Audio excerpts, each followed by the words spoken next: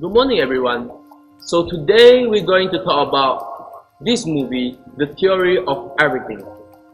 So The Theory of Everything is the story of Stephen Hawking, played by Eddie Redmayne, set at Cambridge University in England, United Kingdom. This film is based on the true story of Hawking's experience in college, meeting his wife and wanted to be a scientist, a good husband and a father to 3 children.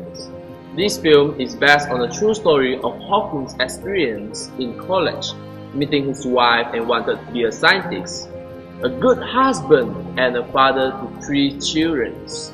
The story begins when Hawking falls in love with a beautiful and intelligent wife, Jane, played by Felicity Jones.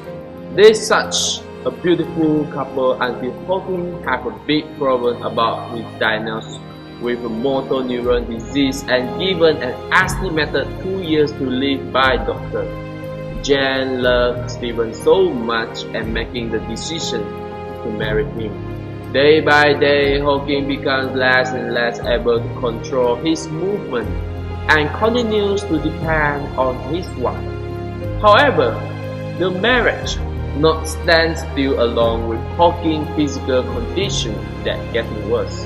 In film criticism and theory, film came from a combination of instantaneous photography used by Edward Muybridge that used multiple cameras to capture motion in stop-motion photographs and marry with his device chronophotographic gun before the coming of non-photographic elements like editing and sound.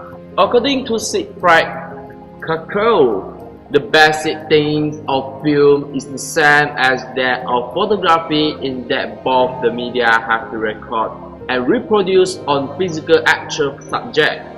The only difference between film and photography is the film records the world within time, but the photography is frozen in time. Formalism started by George Méliès, all about showing the real and actual world by creating in studio and set design. It doesn't mean you need to show the actual world, but you try to make it look real. It doesn't mean you need to show the actual world, but you try to make it look real. Have this kind of environment and just need an arrangement on real location to make it suitable with the objective on the scene and the smoothness storytelling. For example, in the fun phase, it took months to plan and set up for the look of old-fashioned fun phase during the time which is in 1960s and 1970s.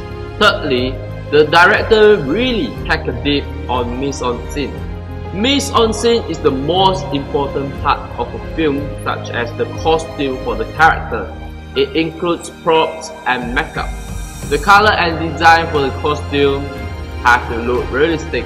For 1960s and 1970s, used by a British costume designer man. According to Steven Noble, it was a vintage piece I found and adapted. The dress originally was more 50s style and added to pseudo suit. I had it in my head and that it will be an old vintage piece handed down from grandfather to father to Stephen. Moreover, when it comes to formalism, they use professional actors. The Theory of Everything contains with professional actors and actresses such as Eddie Redmayne, Felicity Jones, David Thewlis, Emily Watson, Charlie Cox, and Simon McBurney. They're actually a great actor. In editing aspect, the Theory of Everything has involved heavy use of visual effects, VFX, and heavy use of lighting. That means the Theory of Everything contains a lot of visual effects, but so realistic and suitable for 60s and 70s look.